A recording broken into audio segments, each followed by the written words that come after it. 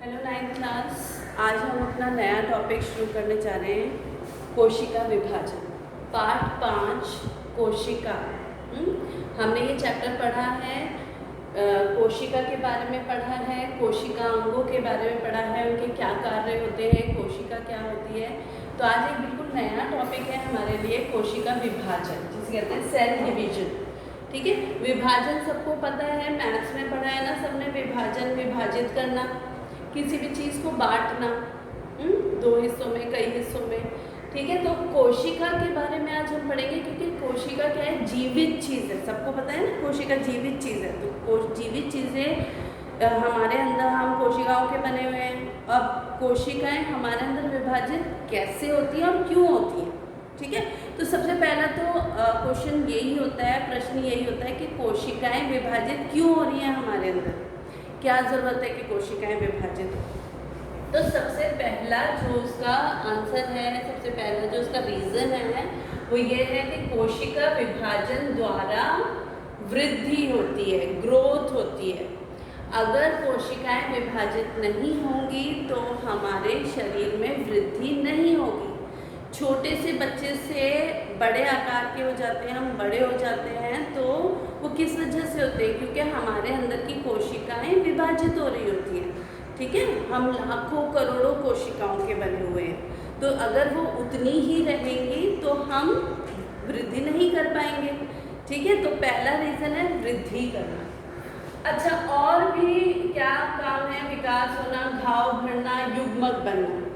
घाव भरना क्या है, कि हमारे शरीर में बहुत सारे कट्स लग जाते हैं ना, छोटे मोटे चोटें सबको लगती रहती हैं, लेकिन फिर वो अपने आप ठीक भी हो जाती है। आपने कभी सोचा है वो अपने आप कैसे ठीक हो जाती है हमारे शरीर में? जैसे स्किन कहीं से कट जाए या कुछ लग जाए, छोटी मोटी चोट लग जाए, अंदर हमारे शरीर के न जाने कितने घाव भरते रहते हैं रोज़, हमें पता भी नहीं लगता। तो वो शरीर कैसे कर पाता है?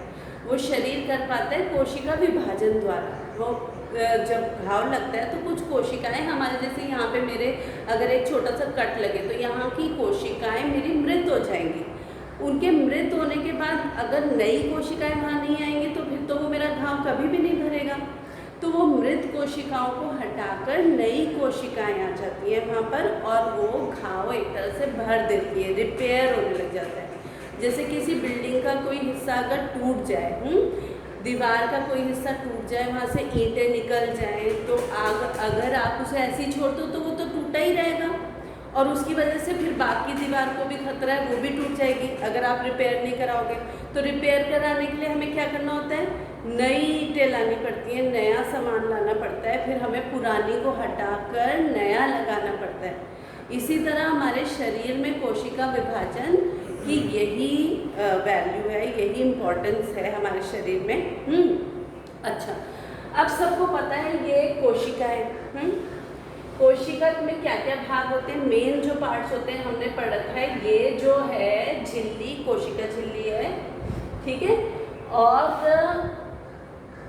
ये अंदर जो छोटा सा ये भाग है, ये राउंड गोल आकार का, ये केंद्रक कहलाता है, जो हमारा सब कुछ संचालित करता है। केंद्रक जो है वो सब कुछ नियंत्रित करता है हमारी कोशिका में। ठीक है, इस केंद्रक के अंदर गुणसूत्र होते हैं, हमने पढ़ा है ना, गुणसूत्र, क्रोमोसोम्स। ठीक है, तो गुण, ये 3 भाग हो गए। अब एक कोशिका से 2 नई कोशिका मैंने तुम्हें दिखाई है, यहाँ पे बनी है विभाजन के बाद।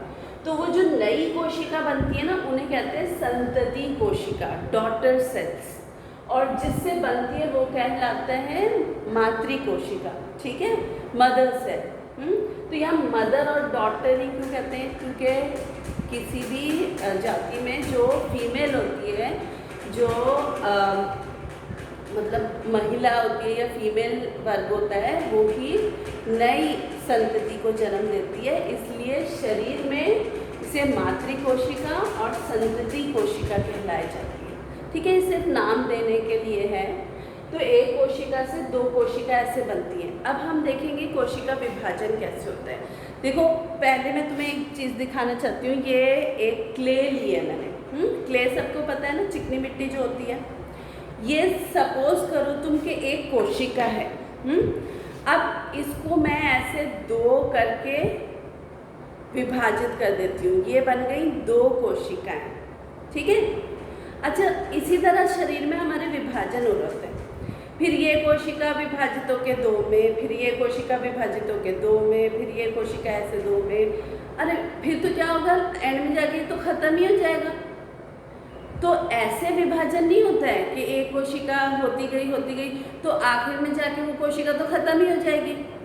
तो इसलिए क्या होता है कि विभाजन से पहले ये जो एक कोशिका है ना, ये अपने अंदर का जितना सामान है, जो भी इसके कोशिका अंग हैं, सब कुछ है, उनको डबल कर लेती है पहले से कि भाई मुझे तैयारी करनी है, 1 से मुझे 2 बनानी है चीज़ें, तो पहले मैं अपना सारा सामान दुगना कर लेती हूँ, ठीक है। तो ये अपने आप को क्या करती है, डबल कर लेती है, सारे सामान को डबल कर लेती है। और फिर जब ये विभाजित होगी तो उतनी ही कोशिका रहेगी। तो ये नहीं है कि विभाजित हो के और आखिर में वो ख़त्म हो जाती है, ऐसा नहीं है। तो ये डबल अप कर लेती है अपने आप को। अब जब ये फिर से डिवाइड करेगी तो ये फिर डबल अप कर लेगी, इस तरह से वृद्धि होती रहती है हमारे शरीर में। तो वो डबल अप करने के लिए क्या है, हमें शरीर की वृद्धि के लिए खाना पीना अच्छा चाहिए ना, तो वो हम सामान दे रहे हैं अपनी कोशिकाओं के विभाजन के लिए। अब कई लोगों की शरीर की वृद्धि, शरीर का विकास अच्छे से नहीं हो पाता, तो क्यों क्या कहते हैं कि इनको खाना पीना अच्छा खिलाओ, इनका न्यूट्रिशन अच्छा करो, इन्हें प्रोटीन खिलाओ, कार्बोहाइड्रेट्स खिलाओ, ये सब कहते हैं। क्यों कहते हैं, क्योंकि कोशिका विभाजन के लिए, वृद्धि के लिए उसे रॉ मटेरियल ही नहीं मिल पा रहा है, उसे सामान नहीं मिल पा रहा है। तो अगर वो विभाजन के लिए सामान नहीं मिल पा रहा है तो कोशिका वृद्धि कैसे करेगी। तो इसलिए खाना पीना अच्छा होना चाहिए, संतुलित होना चाहिए, ताकि हमारे शरीर में विभाजन हो कोशिका का, जिससे हमारी वृद्धि हो, विकास हो, हमारे घाव भरना रिपेयर हो, हमारे शरीर की सब चीज़ काम हो सके, ठीक है। ये सब चीज़ समझ में आ गई सबको, ठीक है।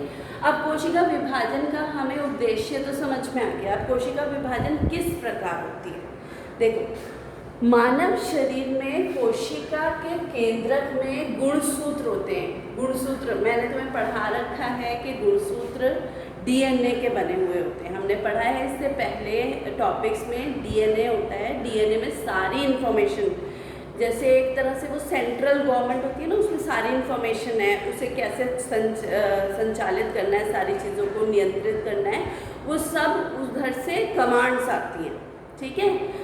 तो गुणसूत्र अब मानव में कितने होते हैं, मानव में 46 गुणसूत्र होते हैं, 46, या हम कह सकते हैं 23 जोड़े होते हैं गुणसूत्रों के। एक कोशिका के केंद्रक में 23 जोड़े गुणसूत्र के होते हैं। अब यहाँ पे n, स्मॉल n मैंने क्या लिख रखा है, गुणसूत्रों की संख्या है, ठीक है। तो गुणसूत्रों की संख्या 23 है और 23 जोड़े होते हैं, तो 2 × n का रखा है, तो 46 मतलब 46 गुणसूत्र हो गए एक कोशिका में।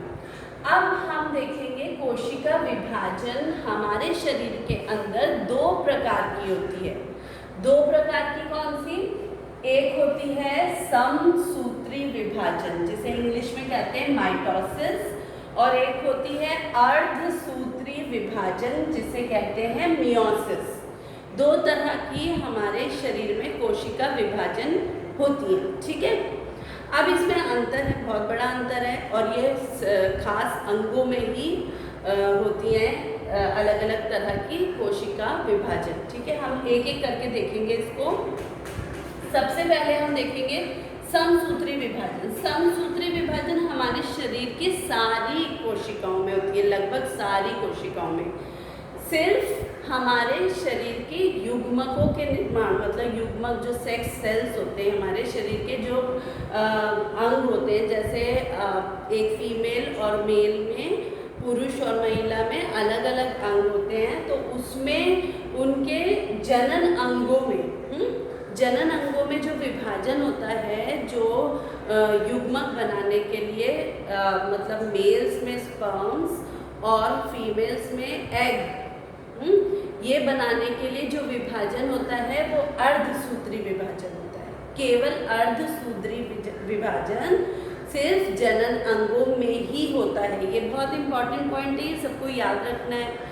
ये केवल जनन अंगों में होता है और ये शरीर के सभी भागों में होता है। समसूत्री विभाजन शरीर के सभी भागों में होता है। अच्छा, समसूत्री विभाजन का नाम कहाँ से आया? देखो, जो ये मातृ कोशिका है हमारी, इसमें कितने क्रोमोसोम्स हैं, कितने गुणसूत्र हैं? 46, 23 जोड़े। फिर ये विभाजित हो रही है, ऐसे अभी दिखाया ना मैंने तुम्हें, सारी चीजें इसकी डबल हो जाती है। यहाँ सिर्फ 2 ही गुणसूत्र दिखाए, सिर्फ दिखाने के लिए है, ऐसा नहीं है कि सिर्फ 2 ही होते हैं। यहाँ पे 46 गुणसूत्र होते हैं।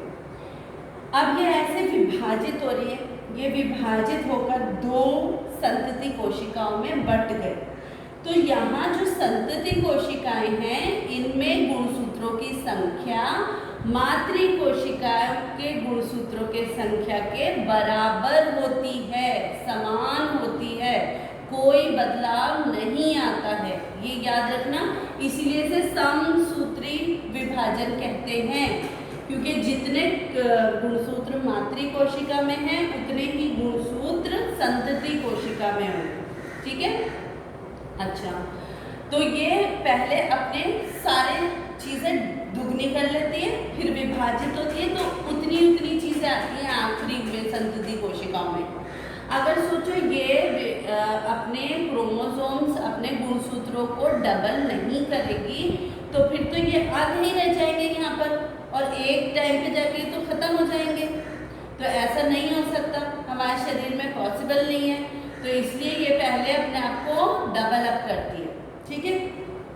अच्छा, अब देखो, अर्धसूत्री विभाजन बहुत इम्पोर्टेंट है हमारे शरीर में। क्या होता है? इससे युग्मकों का निर्माण होता है। जनन अंगों में ये विभाजन की प्रक्रिया होती है। अब इसमें क्या हो रहा है? इसमें 2 विभाजन हो रहे हैं, विभाजन 1, विभाजन 2। ठीक है। तो इसमें भी वैसे ही है, सब मातृ कोशिका है, जिसमें 46 गुणसूत्र हैं, 23 जोड़े हैं गुणसूत्रों के।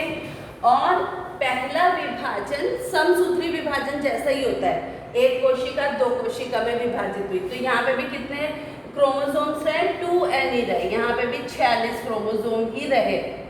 फिर ये जो 2 कोशिकाओं में विभाजित हुई, फिर ये कोशिकाएं दोबारा से विभाजित हो जाती हैं। अब इन्होंने डबल अप नहीं करा, दुगना नहीं करा, उतने, यहाँ 46 क्रोमोसोम हैं तो 46 हैं। अब ये विभाजित दोबारा से हो जाते हैं, रुकता नहीं है यहाँ पे विभाजन, दूसरा विभाजन हो जाता है यहाँ पर।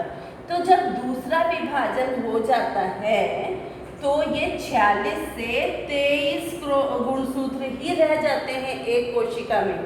तो युग्मकों में जो गुणसूत्रों का नंबर होता है, वो आधा होता है मातृ कोशिका से। आधा, हमेशा याद रखना, युग्मकों में आधा संख्या होती है, आधी संख्या होती है।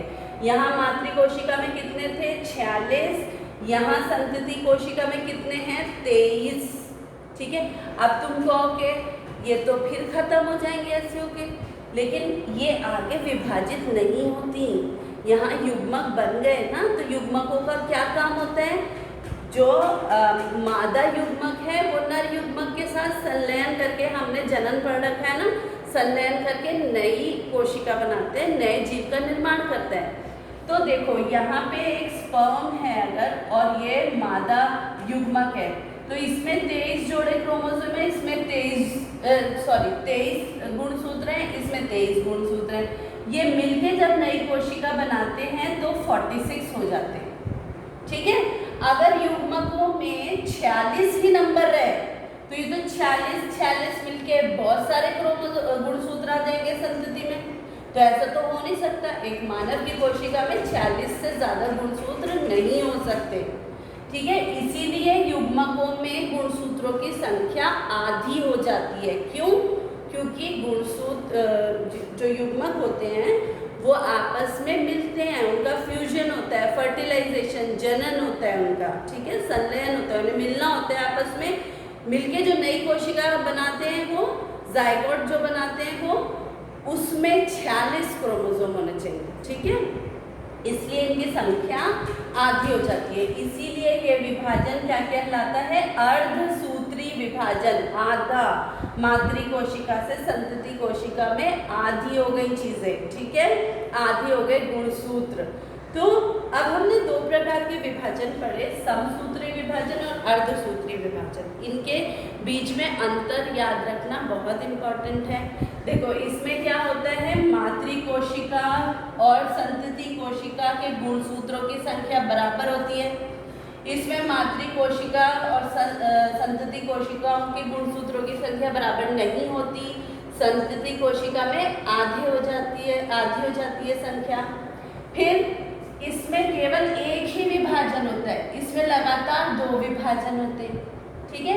इसमें एक मातृ कोशिका से दो संतति कोशिकाएं बन रही हैं, इसमें एक मातृ कोशिका से 4 संतति कोशिकाएं बन रही हैं, ठीक है। और ये शरीर की सभी कोशिकाओं में होते हैं और ये शरीर की केवल जनन अंगों में होता है युग्मक निर्माण के लिए। ये बहुत इम्पोर्टेंट अंतर है दोनों के कोशिका विभाजन में। ये है बेटा सारा, इसे अच्छी तरह बार बार मेरा वीडियो ये देखना और इसे समझने की कोशिश करना, ठीक है। तो ये हमने पढ़ा है कोशिका विभाजन के बारे में, ओके।